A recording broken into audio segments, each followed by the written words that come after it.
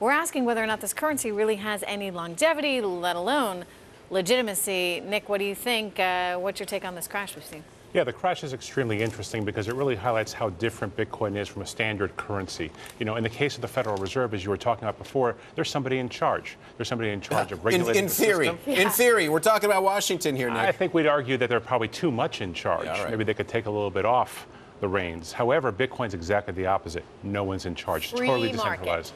Okay, Free market. So the thinking here, and you know, Charlie explained it, is that there is no inflation, because you don't run the risk of anyone printing the currency.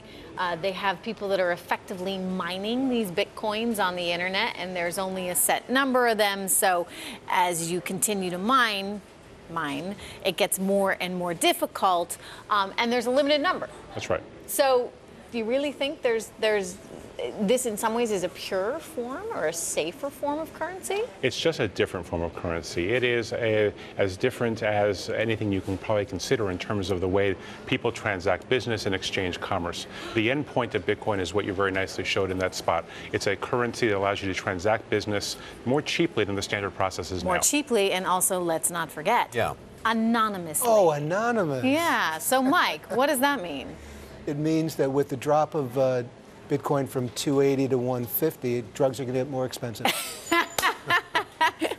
Drug prices are going up because let's not forget, I mean, one of the theoretical benefits of Bitcoin, right, is that people can transact for things on the internet with no Not theoretical, record. it's real, Trish, and both the well, legal... theoretical benefit, but I don't know if I'd call it a benefit for the. And I wonder if regulators are at some point going to have a problem with this, because you've got issues such as, you know, terrorist financing that you have to worry about in the world. Charlie made the point that he has had 11 regulators come to his office, not for the bar, but the office where he runs his Bitcoin trading operation. 11 regulators, because they can't figure out what it is. Is it a market? Is it a bank? Is it an exchange? What exactly is it? And they can find, Charlie, they can't find most of the people who are doing this. Right. And a lot of these things are going around the world in businesses, gambling and other things, and drugs.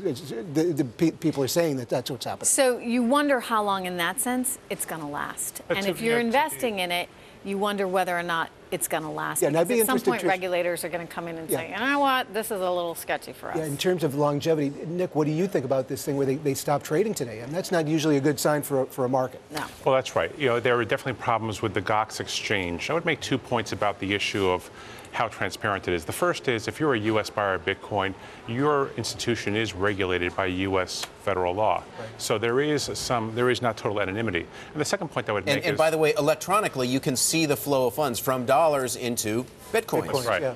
And the second point I would make is, let's just think about the $100 bill, for example.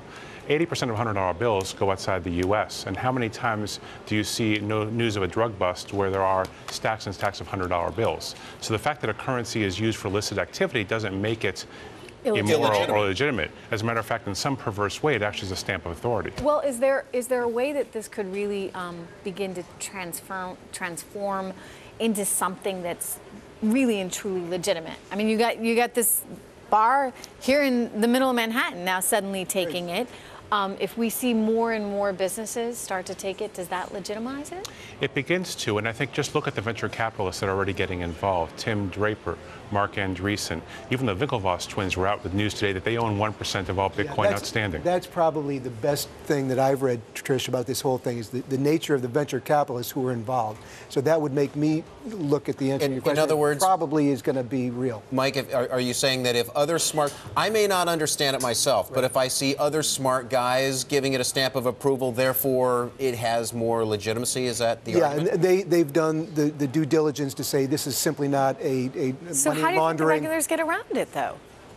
I don't know how they're going to do it, but I think, as Nick was saying, I think it's got a shot at being a truly legitimate business because of the people who are saying we've looked at it and it's got a future. I think it started it's fascinating. What did you say? It started as... How does anyone know the I think people were looking to do illicit things on the internet originally, right? So that's how it started, and maybe it grows up to be a form of currency, a real business in the future. Well, actually, the first transaction was 2 pizzas for 10,000 bitcoins. 2 pizzas. Two That's pizzas, right. that's Charlie right. was telling us about that. Give me 2 pieces of pizza and I'll give you 10,000 bitcoins. And the guy said, sure, here you go. And now he's got 10,000 bitcoins worth. Pretty good trade for him. We'll see where it opens tomorrow. That's right. We'll see where it opens tomorrow.